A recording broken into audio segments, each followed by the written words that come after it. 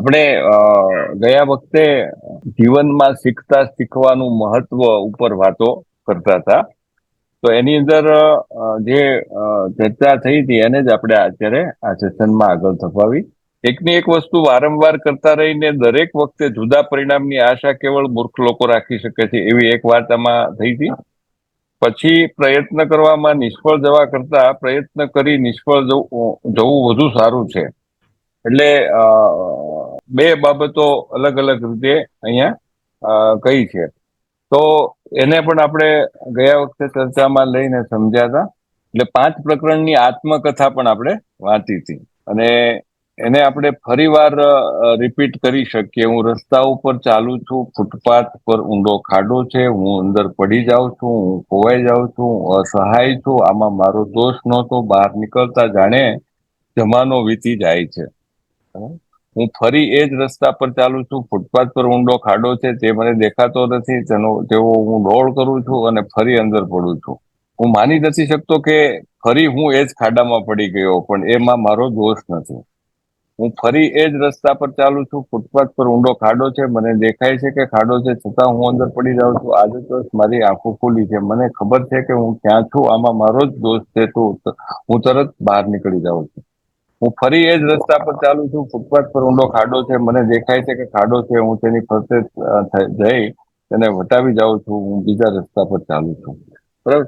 આ પાંચેક કથાઓ બતાવી છે અહીંયા. તો આમાં આપણી સાથે ઘણું બધું થતું હશે. આદતવશ હું પણ તમને કહી શકું કે મારી સાથે પણ ઘણી વખત આવું થાય છે કે એકની એક વસ્તુ મેં પણ ઘણી વખત કરી છે. ખબર છે કે ખાડો છે અને પડ્યા છીએ આપણે એક વખત, ફરી વાર પણ પડ્યો છે. અને એ એટલે એ જ શીખતા શીખવવાનું મહત્વ છે કે ભાઈ આપણે માનો કે એ શીખી લઈએ કે એક વસ્તુ નુકસાન કર્યું છે આપણને, તો ફરી વાર નુકસાન થાય એ જ રસ્તા ઉપર શા માટે આપણે ચાલી રહ્યા છીએ. અને વ્યસનમાં બહુ થતું હોય. હા હા વ્યસન હોય કે બીજું કોઈ ટેવ એવી પડી ગઈ હોય તો એમાં એવું થતું હોય ઘણી વાર એમ. ખબર હોવા છતાં. એટલે ઘણીવાર વનિતા આપણી આદતો પણ બની જતી હોય છે આવી, અને એ છૂટતી નથી. માનો કે કોઈ વ્યસનને આપણે પકડીએ કે દારૂ પીવાની ટેવ પડી, ખબર તો છે ખાડો જ છે, ચાલ્યા જ કરે ચાલ્યા જ કરે. ખબર હોય છે કે આ નુકસાન કરે છે, લીવર ખરાબ થાય છે, કોઈની યાર આપણે ગેરવર્તન કરી લઈએ છીએ, બધી ખબર છે. તોય 2-4 મિત્રો ભેગા થાય એટલે તરત બાટલી ખોલીએ. એટલે આપણે આસપાસ આપણે જોતા હોઈએ છીએ. ઇનકેસ માનો કે એમાં હું પણ હોઈ શકું, વનિતા પણ હોઈ શકે, એ કોઈ સવાલ નથી. પણ આપણે મોટા ભાગે આ ઘટનાઓ, પ્રવીણભાઈ બરાબર છે ને? હા સર, હા સર. હા. તો કદાચ માનો કે આપણે ગયા શુક્રવારે આ વાંચ્યું ને, ત્યારે એટલું બધું નજીકથી રિલેટ નહોતું કર્યું ખાડામાં પડી જવાની બાતને. બરાબર. અને દરેક વ્યક્તિ પોતાના જીવનમાં ક્યાંક ને ક્યાંક આ વસ્તુ જોઈ લે એક વખત, અને પછી એને એમ લાગે આમાં શું થાય છે કે દરેક વસ્તુને આપણે રિવિઝિટ કરવી પડે છે. આપણી જ પોતાની સાયકલ જે ચાલતી હોય, ઘણી વખત ક્યાંક આપણને એવું લાગતું હોય કે કઈ વાંધો નથી. બરાબર છે. હવે આજે દારૂ પીવા વાળી વાત હોય કે પછી માનો કે આદતોની અંદર ઘણી બધી આદતો વાળા મુદ્દાઓ છે કે ઇનકેસ હમણાં વનિતાબેનના કિસ્સામાં થોડુંક હું એ પણ જોઈ રહ્યો હતો કે ઇનકેસ એવી બાબતો બને કે આપણે જયારે બાળપણની અંદર આવા બધા જે સંવાદ થાય કે ભાઈ શું વાત કરવી, ખોટું બોલવું, તો ઘણી વખત શું થાય કે એમાં 1-2 વખત સફળ થઈ જાય ને, તો એ લગાતાર ચાલતી પ્રક્રિયા બની જાય. કદાચ અહીંયા તો વનિતાબેન ના પપ્પાએ એને પકડી લીધી કે નાળિયેર લેતી આવી, જા ડેલી બાર મૂક્યું છે તો. પણ ન પકડાયા હોય ને તો આપણે ખુશ થઈ કે મજા આવી ગઈ. બરાબર. તો ઘણી વખત એ પછી છે ને એ લગાતાર સિલસિલો ચાલતો રહે, એ પણ એ ખાડામાં પડવાની જ વાત છે. એ ગમે ત્યારે આપણને નુકસાન તો કરવાનું જ છે. વચનો આપવા અને નિભાવવા, એ જ છે ને વનિતા? હા સર. મોટી વાત છે સર. આતિશ તું સરસ. વચનો આપવા અને નિભાવવા. આપણી અસરકારકતાના વર્તુળનો હાર્દ એ આપણી વચનો આપી નિભાવી જાણવાની ક્ષમતામાં છે.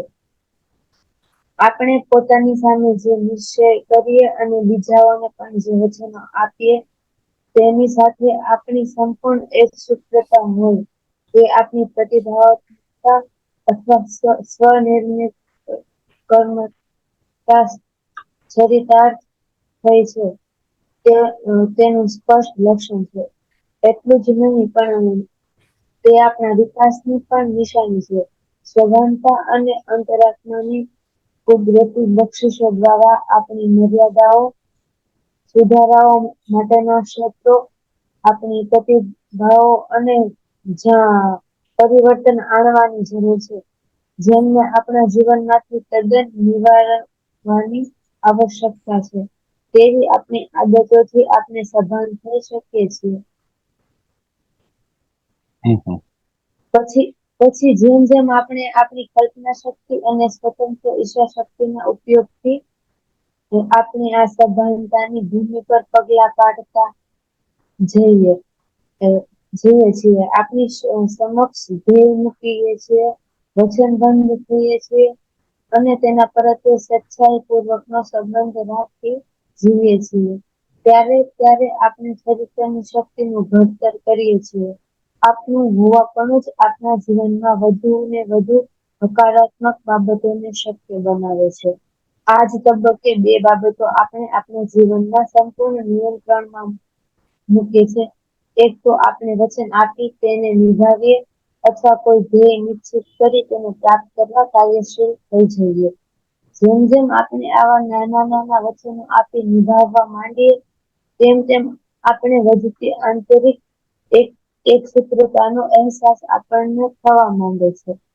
આ અહેસાસ સ્વનિયંત્રણ અને હિંમત બાબતે આપણો આત્મવિશ્વાસ તથા આપણા જીવનની વધુને વધુ જવાબદારી લેવાની આપણી ક્ષમતા વધારે છે. યસ યસ સરસ. તો અહીંયા છે ને થોડાક શબ્દો જુદી રીતે મૂક્યા. કદાચ માનો કે સંપૂર્ણ એક સૂત્રતા હોય, આપણી પ્રતિભાવાત્મકતા અને પછી ઇન્ટુ બ્રેકેટ એવું કર્યું અથવા સ્વનિર્મિત કર્માત્મકતા. તો સ્વનિર્મિત કર્માત્મકતા અને પ્રતિભાવાત્મકતા. તો ઘણીવાર શબ્દો થી આમ સમજાય એવા છે, કઈ બહુ તકલીફ પડે એવું નથી, પણ ઘણીવાર બધા સ્વનિર્મિત કર્માત્મકતા એટલે આપણે પોતે નિર્માણ કરેલી કર્મની પ્રક્રિયાઓ એટલે કર્માત્મકતા એટલે જે પ્રતિભાવાત્મકતાની વાત કરીએ ને કે આપણે કોઈ પણ વસ્તુમાં પ્રતિભાવ વિચારીને આપીએ એટલે તો આપણે જે વાત કરતા હતા એ આવી હતી. અને આ જે આખો પેરેગ્રાફ જે વંચાયો છે એમાં આપણી અસરકારકતાના વર્તુળનો હાર એ આપણી વચનો આપી નિભાવી જાણવાની ક્ષમતામાં છે. હવે જે આપણે આપણા ચિંતાના વર્તુળ અને ક્ષમતાના વર્તુળની વાત કરતા હતા એ જ વસ્તુને અહીંયા આપણે આગળ ધપાવી છે. તો એ અસરકારકતાનું વર્તુળ શબ્દ પાછો વાપર્યો કે ક્ષમતાનું વર્તુળ એટલે આપણી કેપેસિટી, આપણો ગ્રોથ, તો એ ક્ષમતાનું વર્તુળ આપણે કહીએ. પણ અહીંયા અસરકારકતાનું વર્તુળ એટલે ઇમ્પેક્ટફુલ એક સર્કલ બને કે જેનાથી અસર થાય છે. તો એ અસરકારકતાના વર્તુળને એને અહીંયા કઈ રીતે લીધું કે વચનો આપી અને નિભાવવા જોઈએ. તો એ નિભાવવાની ક્ષમતા જે છે એ ક્ષમતાને આપણી લાઈફને ઇમ્પેક્ટફુલ બનાવે છે, અસરકારક બનાવે છે. તો છેલ્લા બે વાક્યો એવા છે કે આ અહેસાસ સ્વનિયંત્રણ અને હિંમત બાબતે આપણો આત્મવિશ્વાસ તથા આપણા જીવનની વધુ ને વધુ જવાબદારી લેવાની આપણી ક્ષમતા વધારે છે. જે આ ઉપર પેરેગ્રાફમાં થોડી ઘણી બાબતો વનિતાએ જે વાંચી અને છેલ્લી લીટીમાં એવું કહે છે કે આ બધી બાબતો જે છે એ આપણી જવાબદારી લેવાની ક્ષમતા વધારે છે.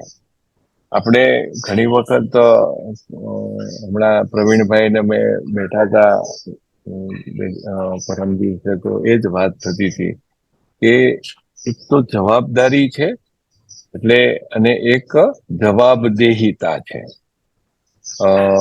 રિસ્પોન્સિબિલિટી અને એકાઉન્ટેબિલિટી. બરાબર ને નદીમ? તો એના ઉપર જયારે વાત કરતા હતા ત્યારે એ જ વસ્તુ છે કે આપણને જયારે એકાઉન્ટેબલ જેટલા આપણે બનીએ છીએ, આપણે અંદરથી જયારે વિચારવાનું શરૂ કરીએ છીએ, આપણે એક હમણાં નાનકડી એવી હું સ્ટડી કરી રહ્યો છું, તો એક મારા કામને લઈને તો મેં એક પ્રશ્નાવલી બધાને મૂકી હતી, તો ઘણા બધા લોકોએ એવું લખ્યું કે અમને જે કામ સોંપે છે ને એ અમે કરીએ છીએ. બરાબર છે, ખોટું કઈ નથી. તો આપણે તો રમકડું બની ગયા. તો પીયુ મેનેજર ચાવી ભરે છે કે સંસ્થાનો ડાયરેક્ટર ચાવી ભરે છે તો જ આપણે હાલીએ. આપણે તો આપણી મેળે ચાલતા નથી. જે માનો કે આ અહીંયા જે વાતો થાય છે એ વાતો એવી થાય છે કે આપણે ખુદ કંઈક વિચારીએ છીએ, ખુદ પ્રક્રિયાઓ કરીએ છીએ અને ખુદ જવાબદારીઓ લઈએ છીએ. તો એ એકાઉન્ટેબિલિટી છે. થોડુંક આગળ છે ને એક પાછું એવું લખ્યું છે કે પોતાની જાતને તથા અન્યોને વચનો આપી તેમને નિભાવવાથી ધીમે ધીમે આપણું આત્મગૌરવ એ આપણા ધૂનીપણા અને મૂડીપણા કરતા વધુ ને વધુ બુલંદ થતું જાય છે. વચનો આપણે બીજાને આપવા છે એવું જ માત્ર નથી, વચનો આપણે આપણી પોતાની જાતને પણ આપવાના છે. એ પ્રવીણભાઈ કઈ એક્સપ્લેન કરી શકો? આપણે જાતને વચનો આપવાના હોય, આપણી જાતને અને અન્યોને વચન આપવાના, બેયને તમે જરા બાયફર્ગેટ કરીને સમજાવી શકશો? આપણી જાતને જયારે વચનો આપવાની વાત આવે ત્યારે એમાં એ રીતે આપણે કહી શકીએ કે કોઈ પણ વસ્તુની જયારે જવાબદારી કોઈને આપણે જયારે ફરી વખત જવાબ આપવાનો છે એટલે પેલા આપણે પોતે જ બંધાઈએ છીએ એમાં કે ભાઈ મારે આ કરવાનું છે. પોતાના પેલા જાત સાથે પોતાની જાતને હંમેશા કોઈ પણ કાર્યમાં હંમેશા પહેલાની પોતાની જાતને જ વચનમાં આપણે લેતા હોય છે કે મારે વચન બંધાવવાનું છે. એમાં બે પ્રક્રિયાથી આપણે બંધાતા હોય છે કે ચાલો એક કરવું જ પડશે ને એક છે જયારે સમય મળશે ત્યારે આપણે કરશું. એટલે એમાં થોડીક ક્યારેક છૂટછાટ આપણે લેતા હોય છે વચનમાં. હા, અને અન્યના વચનમાં જયારે પણ એ સેમ ટુ સેમ પ્રક્રિયા તો એક જ થાય છે કે અન્યને જયારે કોઈ પણ વચન આપીએ છીએ ત્યારે એ વચનને પૂરું કરવા માટે આપણે ઘણી વખત માનો કે ચેક પાછળ રહેતા હોય ત્યારે ફરી વખત જયારે એ યાદ અપાવે ત્યારે ફરી વખત આપણે એને વધારે સમયસર પૂર્ણ કરવા માટે પ્રયત્ન કરીએ છીએ કે આ મેં વચન આપેલું હતું. અને જયારે સ્વયં વચન ની જવાબદારી લે છે ત્યારે એ પોતાની રીતે યાદ કરી લે છે કે ભાઈ મેં વચન આપ્યું છે મારે પૂરું કરવું પડશે. ને ઓલામાં કોઈ યાદ ફરી વખત આપણને અપાવવા માટે પ્રયત્ન કરે છે.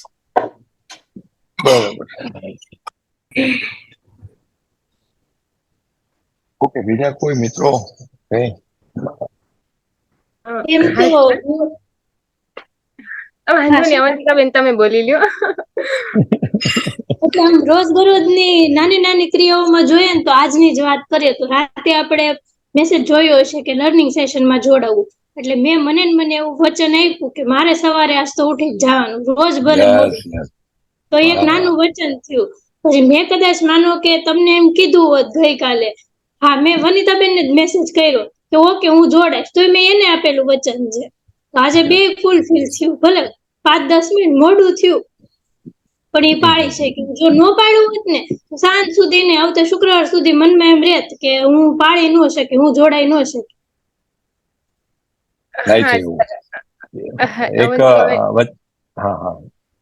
એક વચ્ચે નિરૂપા હું કહી દઉં કે અવંતિકાના સંદર્ભમાં તો એક શનિ મોરાટના એક કોન્ફરન્સ માટે હું છેલ્લા છે ને લગભગ 3 મહિનાથી જયારે એનો મેસેજ આવે ને એટલે હું રજીસ્ટર કરી દઉં છું. એ 3 દિવસ સુધી ચાલતી પ્રક્રિયા હોય અને સાંજે 7 વાગે શરૂ થાય. તો છેલ્લા 3 મહિનાથી હું રજીસ્ટ્રેશન કરી દઉં છું. હું નથી જોડાઈ શકતો. જો આ નથી પડાતું ઘણી વખત કમિટમેન્ટ.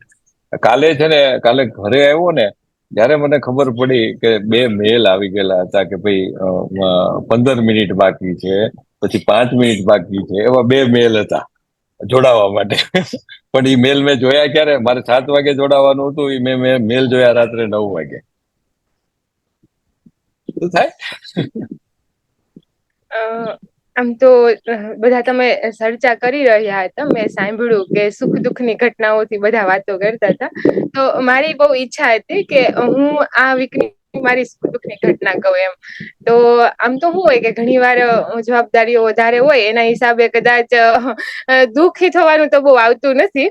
પણ સુખની પળ એવી હતી કે મેં પોતાને વચન આપેલું હતું કે હું બાળકો સાથે જે પ્રોગ્રામમાં કામ કરું છું ને એમાં હું 100% આપીને કરીશ એમ. પછી કઈ છૂટે છે તો એ વાત બીજી છે. તો હમણાં પેપર પૂરા થયા ને તો બાળકો મને સ્પેશિયલ ઘરે મળવા માટે આવ્યા. એ બાળકોએ મને એવું કીધું, દીદી અમે 2-3 દિવસથી કે વિચારતા હતા કે તમને મળવા આવીએ ઈ કે એમ. અને એ બધા મળવા આવ્યા. મારા પેપર બહુ સરસ ગયા ને એની બધી કાલી ગેલી ભાષામાં વાતો કરી.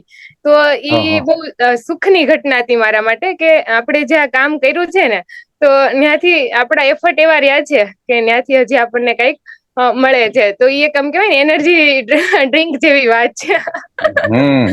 પછી બાળકો સાથેના કામના સંદર્ભથી એવું બન્યું કે એમના વાલી સુધી, બાળકોના માઇન્ડમાં જે રેપો હતો ને એમના વાલી સુધી પહોંચી ગયો. અત્યારે ગામમાં કોઈ વાલીને કામ હોય ને તો નિરૂપા દીદીના નામથી સંબોધન આપે. એમની સાથે ઉંમરનો ઘણો ફેર હોય, 50-60 વર્ષ હોય, પણ એ એક સુખની પળ છે કે આપણે જ્યાં કામ કર્યું ને ત્યાં રેપો બનાવી શક્યા. અને દુઃખની વાત કરીએ ને તો ઘણી વાર એવું હોય કે કોઈ વ્યક્તિ છે ને એ આપણા માટે એટલું બધું નજીકનું ન હોય પણ છતાં એની નાની નાની વાતો ઉપરથી દુઃખ લાગી જતું હોય. જોકે આપણે ચારિત્ર ઘડતરની વાત કરતા હોઈએ ત્યારે આપણે સમજતા હોઈએ કે આપણને એવી નાની નાની વાતોથી દુઃખ ન થવું જોઈએ, પણ છતાં ક્યાંક ને ક્યાંક એ વસ્તુ ઇફેક્ટ કરે છે. થાય. અને એના ઉપર જ કામ કરવાનું છે. એટલે કાલે સાંજે મેં ખાડાવાળું રીડિંગ કર્યું હતું, કેમ કે મેં કાલે સાંજે નક્કી કર્યું કે હું સવારે લર્નિંગ સેશનમાં જોડાઈશ. તો એ મેં અનુભવ્યું, એ આ વીકમાં જ મેં અનુભવ્યું કે ઘણી વાર આપણને ખબર જ હોય કે આ વસ્તુ છે ને એ આગળ જઈને પોસિબલ નથી, પણ છતાં આપણે એને રસ્તા પર 3-4 વાર ચાલ્યા હોય. ક્યાંક આપણે વિશ્વાસ મૂક્યો હોય અને એ વિશ્વાસ ક્યાંક હર્ટ થયો હોય, એવું ઘણા સમયથી બનતું આવતું હોય કે ભાઈ આ વસ્તુ નથી થવાની, છતાં આપણે ખાડામાં પડીએ, પાછા નીકળીએ, સ્ટેબલ થઈએ, થોડો ટાઈમ જાય, ફરી પાછા એ ખાડામાં પડીએ. તો હવે નક્કી કર્યું છે કે ફરી રસ્તે છે ને એ ખાડો આવે તો સાઈડમાંથી નીકળી જવાનું છે. મનુષ્યની અસર તાનો તુચ્છાર્ય સ્વયંનું વચન આપવાનો અને નિભાવવામાં જ રહેલો છે. વિશ્વા આંતરસૂચ જ્ઞાન અને કૌશલ્ય આ ચારે આપણા નિયંત્રણમાં રહેલી બાબતો છે. આમાંથી કોઈ પણ એક પણ કામ કરીને આપણે ચારેયના સંતુલનને વધુ ઉન્નત કરી શકીએ છીએ. જેમ જેમ આ ચારેય વધુ ને વધુ એકરસ થતા જાય તેમ તેમ ચારિત્ર્યની શક્તિ વધારવાના રાહે આપણે આગળ વધતા જ રહીએ છીએ અને આપણા જીવનની અર્થપૂર્ણતા વધતી જ ચાલે છે. આપણે સૌ ઈચ્છીએ છીએ કે આપણી આત્મવિશ્વાસ અને આત્મસન્માનની ભાવના ઊંચી હોય. આપણે આપણા ચારિત્ર્યના આ બંને પાસાનું મહત્વ સમજીએ તો જરૂરી છે. આત્મસન્માન એટલે હું સારો કે સારી છું તેવી દંડ લાગણી અને આત્મવિશ્વાસ એટલે હું જે ધારું તે કરી શકું છું તેવી દંડ માન્યતા. આ બંને બાબતો વિકસાવવાને આપણે આપણા અંગત બચત ખાતા તરીકે ગણી શકીએ છીએ. આપણે જે પણ કરીએ છીએ તેનાથી આ બચત ખાતામાં વૃદ્ધિ અથવા ઘટાડો થતા હોય છે. દાખલા તરીકે જેટલી વખત આપણે ખુદને વચન આપીને નિભાવીએ છીએ તેટલી વખત આપણા આત્મસન્માન આત્મવિશ્વાસના ખાતામાં વૃદ્ધિ થાય છે. તેનાથી ઉલટું જેટલી વખત આપણે વચનો તોડીએ છીએ ભલે કોઈ બીજાને તેની ખબર ના હોય તો પણ તેટલી વખત આપણા ખાતામાં ઘટાડો થાય છે. બચત ખાતામાં વધારે.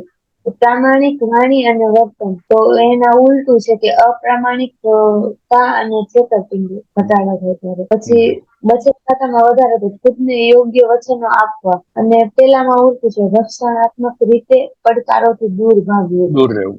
ખુદને આપેલા વચનો નિભાવ અને ખુદને આપેલા વચનો ન નિભાવવા. કાંઈક સારું કરતા રહેવું અને પોતાનામાં ડૂબેલા રહેવું. સતત કંઈક શીખતા રહેવું અને ઘસાઈ જઈ જૂના પુરાણા થઈ જવું. પોતાની પ્રતિભાઓને વિકસાવવી અને પોતાના પ્રતિભાઓને અવગણવી.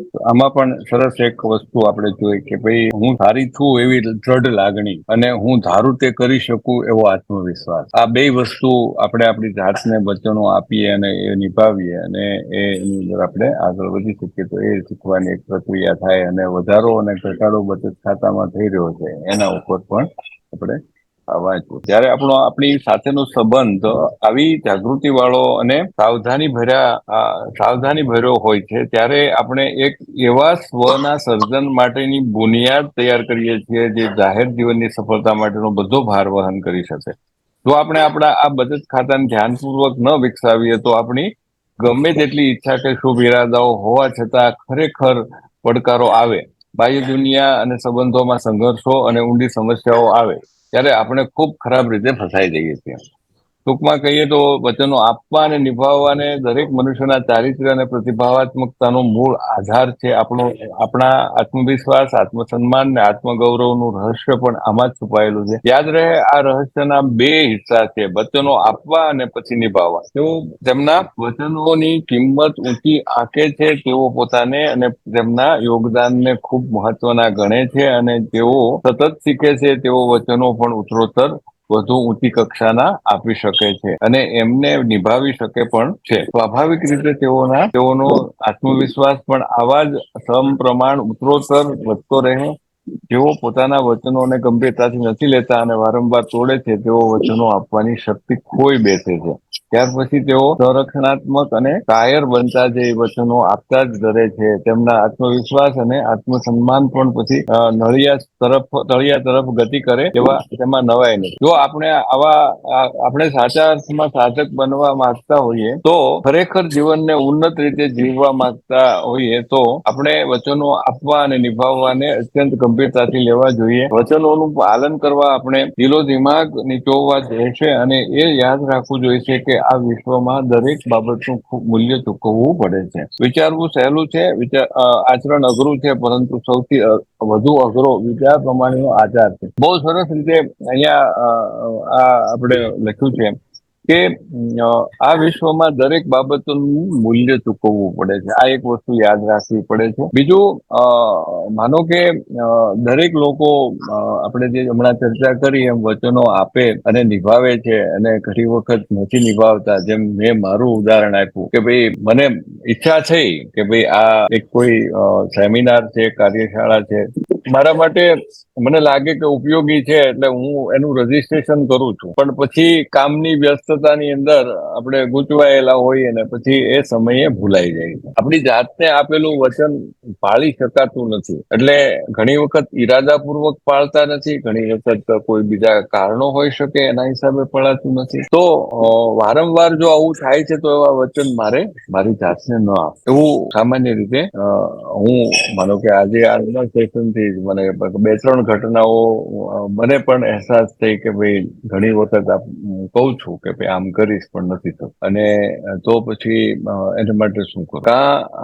એ શીખવાની એક પ્રક્રિયાને આપણે બુલંદ બનાવવી પડે કે નહીં આપણે કરીએ કોઈ પણ હિસાબે, નહીં તો વચન ન આપીએ. હવે વચન ન આપવું એ ઘણી વખત પાછી ગ્રહ છટકાવવાની પણ પ્રક્રિયા બનશે, એટલે ઘણું બધું થશે. એટલે થોડુંક એ પણ એને આપણે ચિંતનમાં લાવવું પડશે કે એવું કરીએ કે વચનો ન આપવાના નિર્ણય ઉપર જતા પહેલા વચનો આપવા અને એને પાળવા માટેના પ્રયાસો કરવા અને શીખવાનો આપણે પ્રયાસ કરીએ કે કોઈ પણ હિસાબે નહીં આ કરીશું. તો લાસ્ટ મેં બધા થોડા રિફ્લેક્શન આપી દે અને બધા વિડીયો ઓન કરી નાખે એટલે થોડા ફરીવાર રિફ્લેક્શનમાં બધાને સરસ રીતે જોઈ શકાય. આમ તો સર આજના સેશનમાં વાત થઈ કે અસરકારકતા ઉભી કરવાની, તો હું એમાં એવું કહીશ કે જયારે આપણે જવાબદારીઓ સ્વીકારીએ છીએ અને જયારે પોતાની જાતને વચનો આપીએ છીએ અને આપણે એમાં 100% કામ કરીએ છીએ તો એમાં 100% અસરકારકતા તો ઉભી થાય જ છે. પણ ધ્યાન એ વાત તો રાખવાનું છે કે વચન આપ્યા પછી એ વચન ઉપર 100% કામ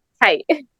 હા, બરાબર. ઈ છે સાહેબ આપડા છેલ્લે LLM માં જે મીટિંગ થઈ હતી તો બધા વચન આપ્યા હતા કે બધા જોઈન થશે. રહી ગયા છીએ આપડે 3 જણા. બરાબર. તો હું ગઈ વખતે મિસિંગ કરી ગયો હતો.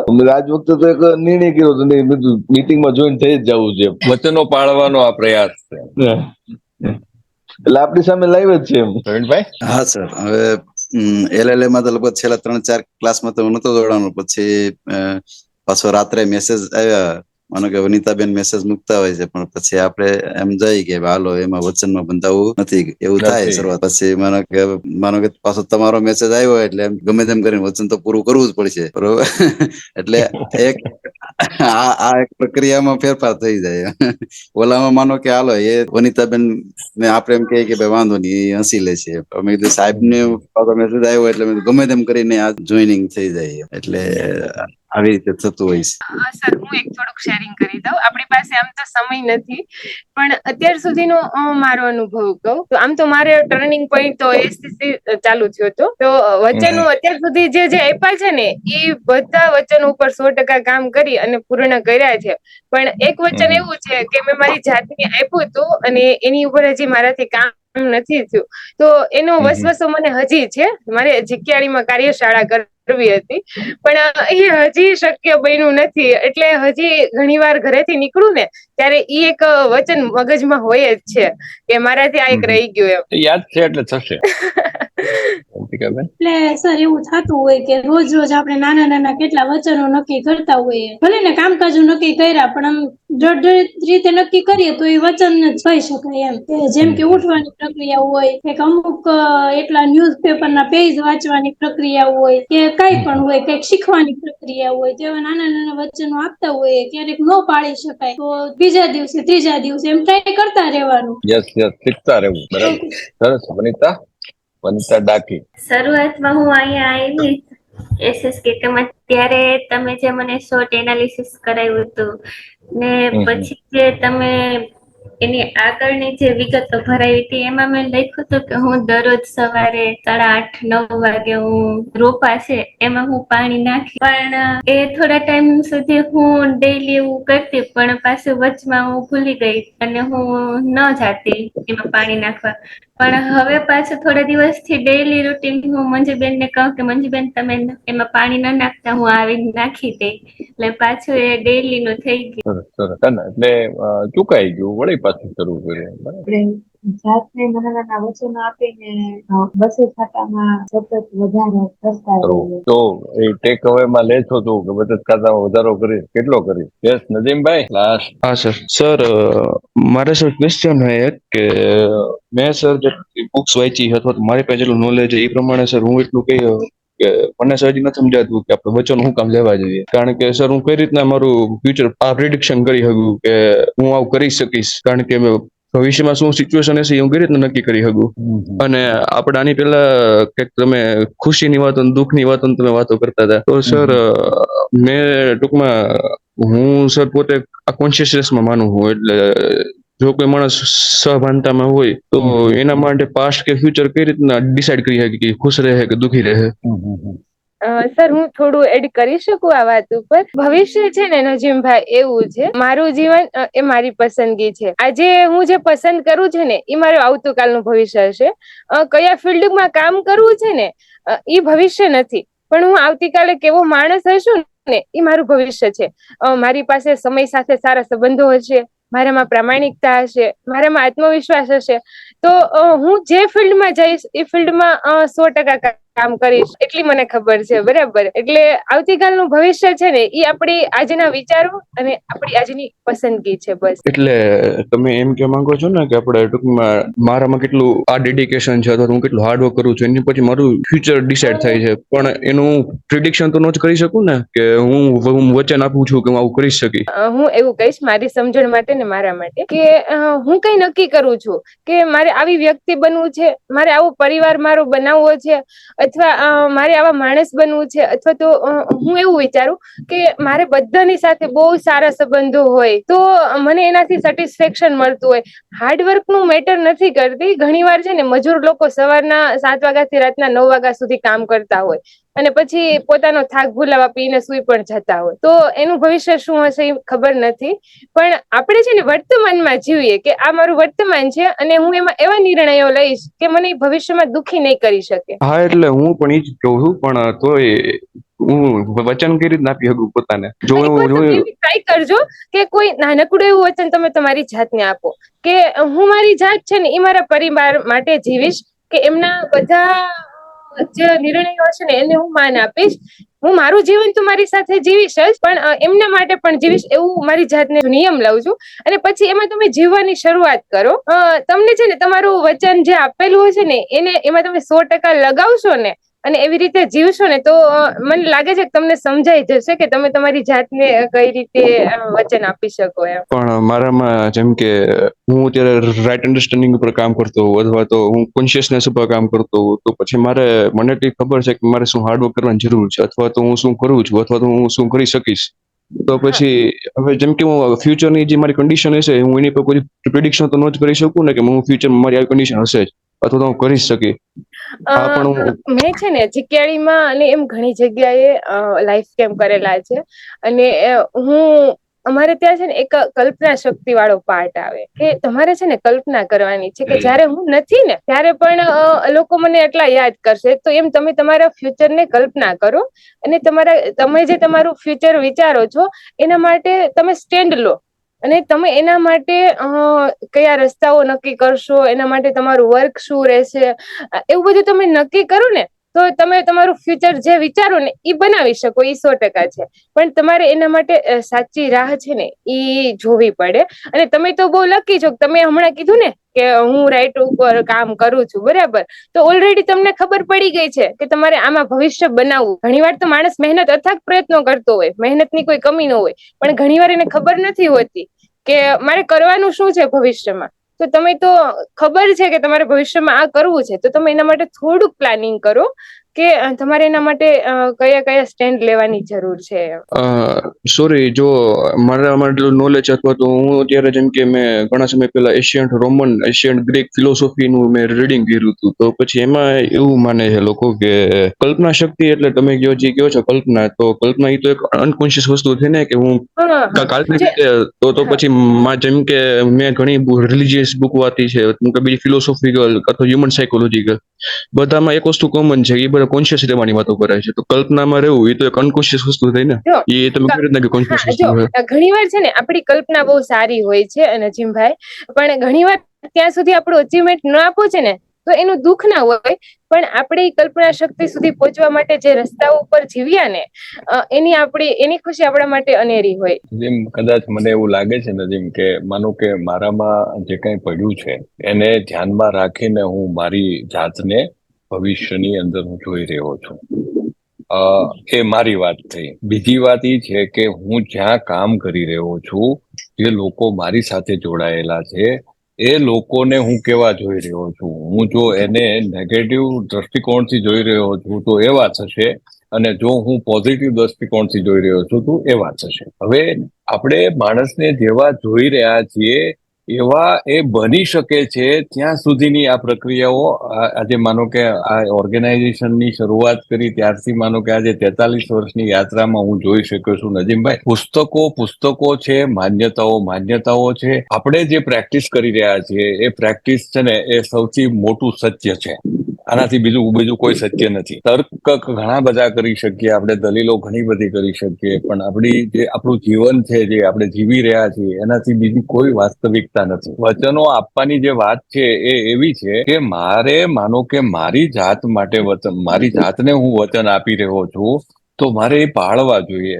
હું નજીમને કાંઈ વચન આપું છું તો એ મારે પાળવું જોઈએ. એ આપણી ક્ષમતાઓની અંદર કે અસરકારકતાઓની અંદર એ વધારો કરે છે. આટલું આપણે સિમ્પલી સમજવાનો આ સેશનમાં પ્રયાસ કરી રહ્યા છીએ. બરાબર નજીમ? પણ એમ છતાં કઈ હજી કન્ફ્યુઝન હોય તો નેક્સ્ટ સેશનમાં આપણે આના ઉપર અથવા તો એવું લાગે તો નિરૂપા સાથે પણ તો વાત નજીમ કરી શકે. બરાબર? તો ખૂબ સરસ. હા, ખૂબ સરસ થશે. અને આ છે ને આ સેશનનો હેતુ જ નથી આ છે કે જે માનો કે જે એટલા બધા મૂકી દીધા અને જે પ્રેડિક્શનની જે આપણે વાત કરીએ છીએ ને એને આપણે ક્લિયર કરવું છે. એવું નથી પણ હવે શું છે કે માનો કે આજે આપણે 1 કલાકને માટેના સમય માટે બેઠા છીએ, થોડુંક લેટ થઈ ગયું છે, તો આપણે આજે ક્લોઝ કરવાનો પ્રયાસ કરીએ અને આપણે નેક્સ્ટ સેશનની અંદર એ સ્ટાર્ટિંગ છે આપણે સ્ટાર્ટ કરશું. બરોબર નિરૂપા? Yes sir. રજીમભાઈ, હા, તો શરૂઆત હા, સર. આપણે શરૂઆતનો અડધો કલાકનું જે સેશન છે ને એના ઉપર આ બધા ડિસ્કશન કરીએ. Okay, thank you. હા sir. Thank you. Thank you સાહેબ.